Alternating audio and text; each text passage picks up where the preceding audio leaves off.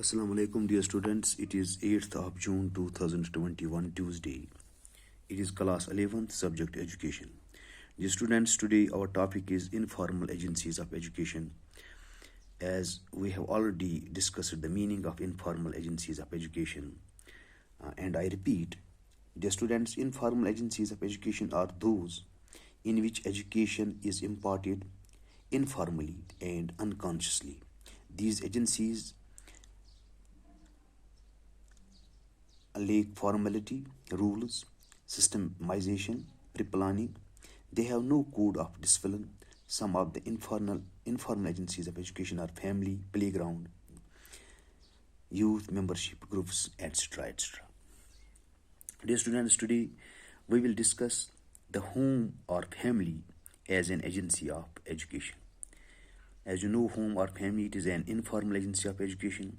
Let's try to understand what role the home or the family play in the development of education, in educating our young children, how children are educated or how children are taught or how children learn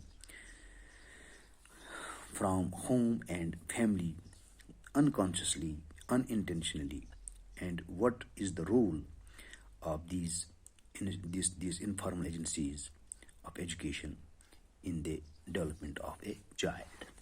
Dear students, home or family is the most important informal agency of education. It is an agency which is responsible for imparting early education and laying down the basis of further education.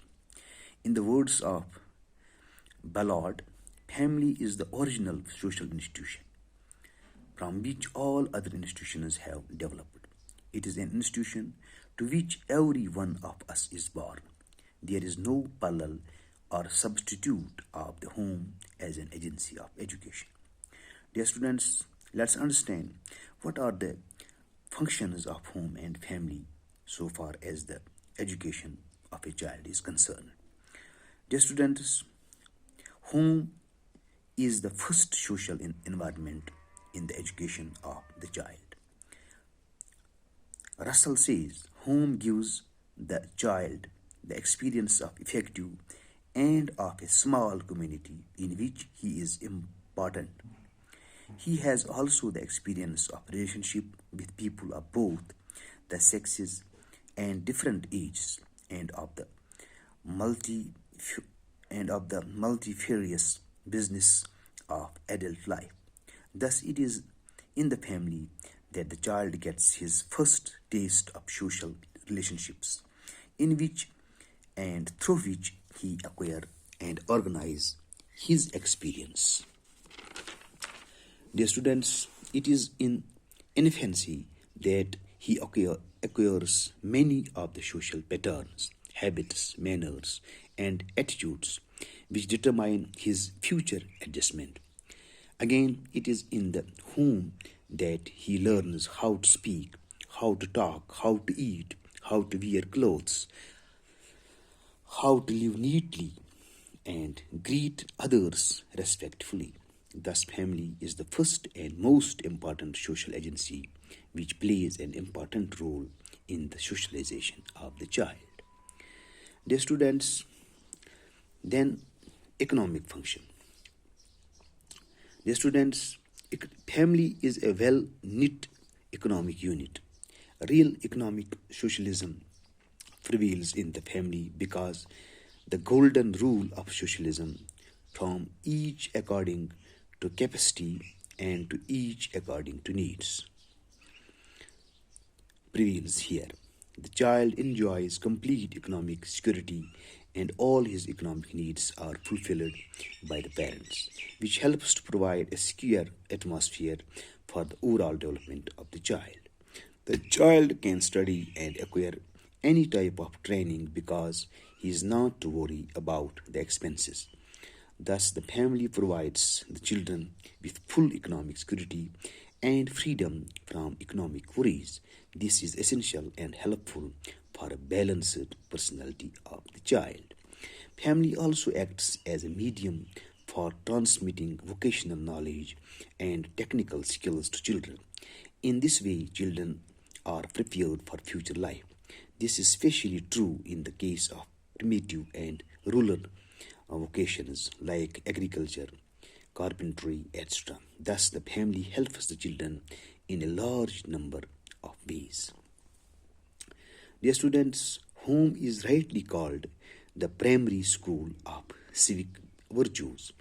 It is in the family it is in the family that the child learns the first lesson in civilization.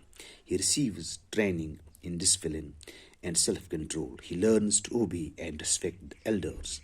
He learns the importance of mutual rights and duties. It is also in the family that we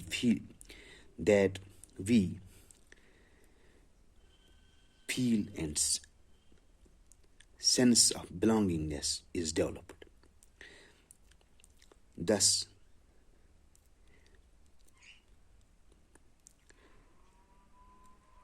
the first lesson of citizenship are learned between the mother's kiss and the father's cares.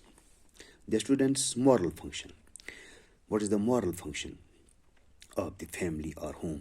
The moral qualities are also imbibed by the child at home, as in the family. The child acts as others act. He thinks and feels as other members of the family do. He accepts the home code as an essential pattern of his life.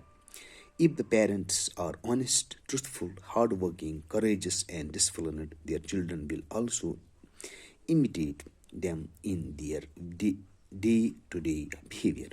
It is in family that the child learns to show respect and reverence for all that is noble and to strive after purity of thought, word, and deed. Thus, home is a cradle from learning. Thus, home is a cradle for learning and imbibing the much needed moral qualities. Religious and cultural functions of the home and family. Dear students, the basis of religious and spiritual faith is also laid down in the home. Home pays special attention to the religious and cultural development of children. The parents generally impress upon the children to observe rules of religion in the home. The religious atmosphere of the home is automatically imbibed by the children. In addition to these, the family also takes part in various types of cultural activities. The family observes a certain code of conduct and emphasizes the virtues of noble life. All such good practices are inherited by the children and preserved as traditions of the family. In this way, the continuity of culture and religion is maintained in the family. Dear students, it is all for today. Today we have discussed family or home as an informal agency of education. What is the role of this family and, or we can say, home in the development of a child? How it develops the child economically, morally, socially, religiously, culturally. I hope you must have understood this concept, this topic. Inshallah, tomorrow I will be